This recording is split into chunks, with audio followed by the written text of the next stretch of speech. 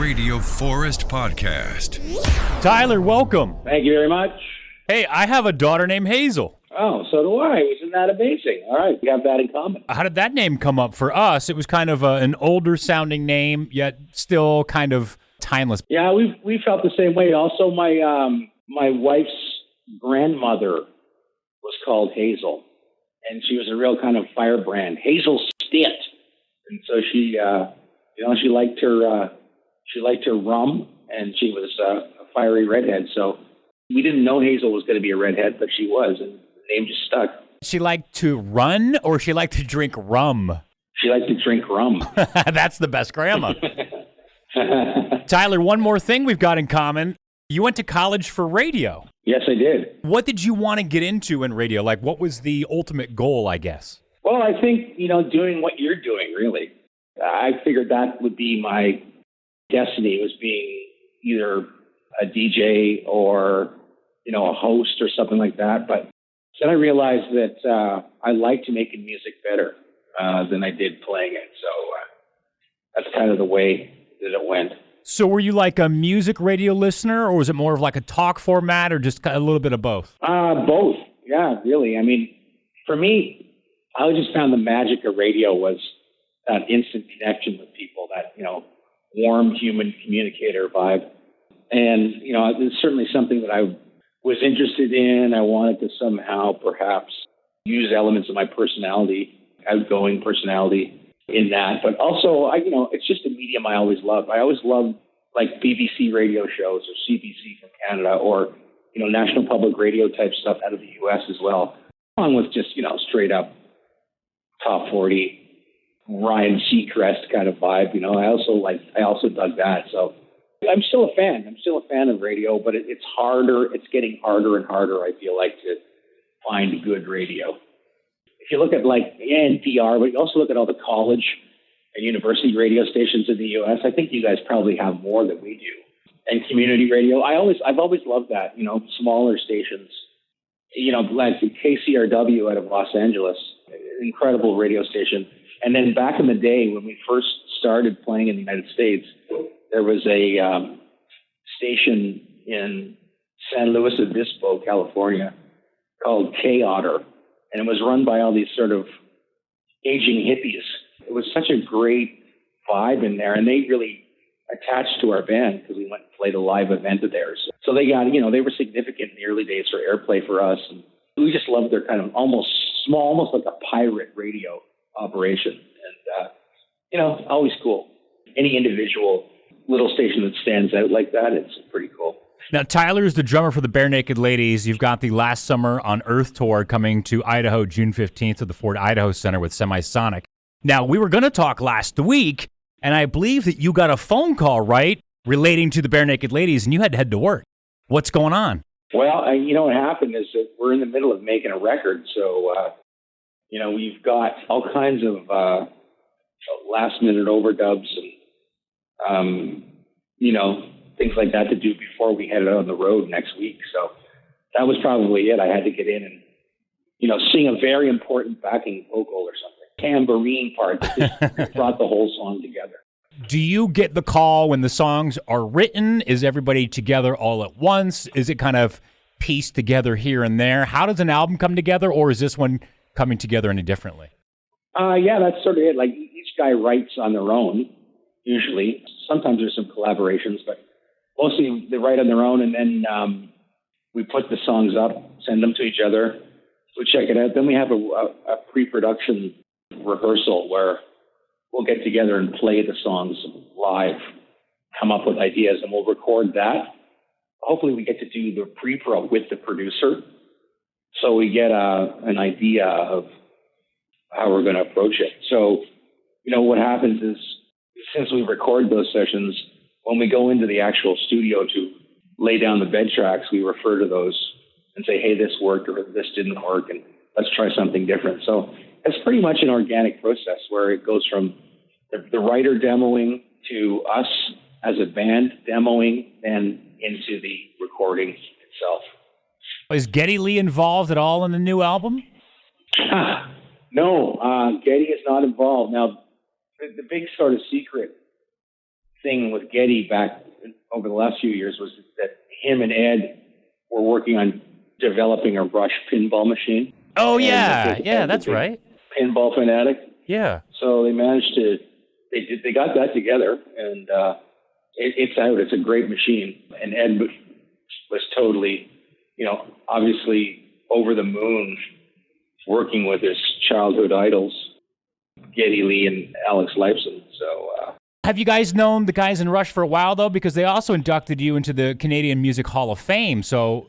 Yeah, definitely. Well, I mean, we grew up idolizing them. So, I guess we first came into contact with them in the early 90s. I think 1992, we sold out 4 nights at Massey Hall in Toronto. And, I think the record was 3 nights sold out in a row, and Rush held that record.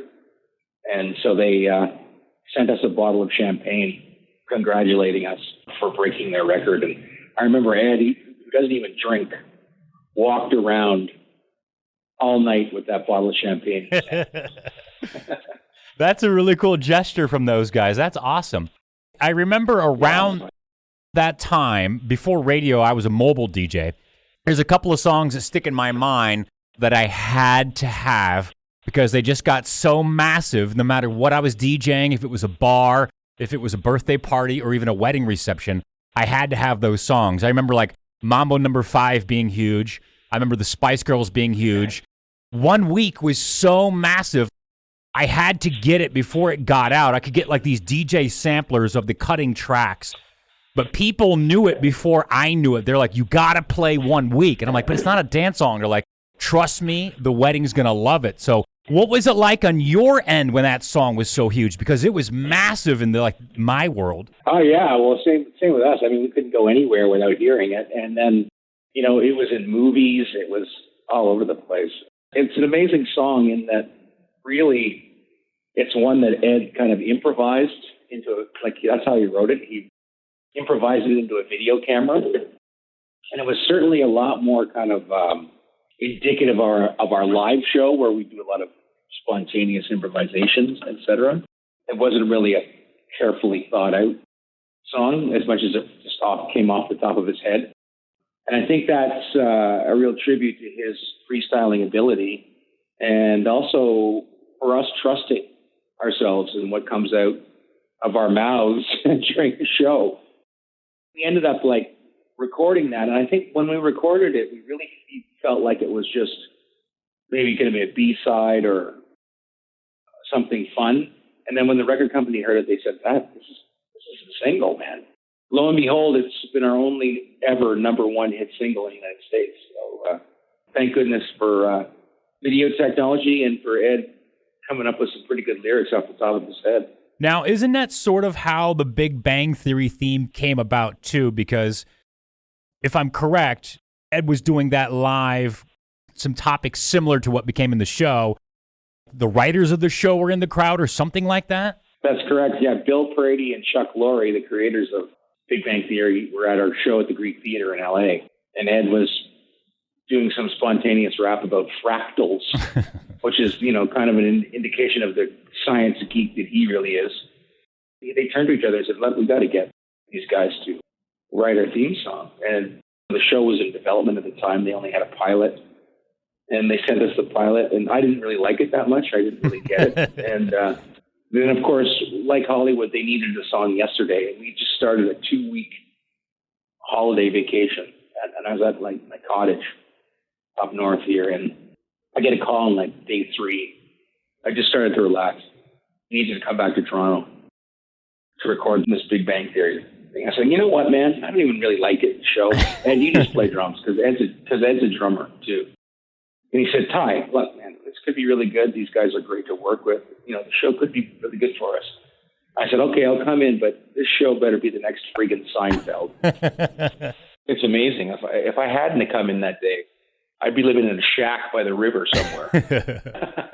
I'm glad I did. I wanted to ask you a little bit more about your drumming. You've incorporated electronics into the studio and the live performances. Has that always been part of your bag of tricks, so to speak, or your tools? Is that something that progresses and changes? Like, are you a big fan of technology in the drums?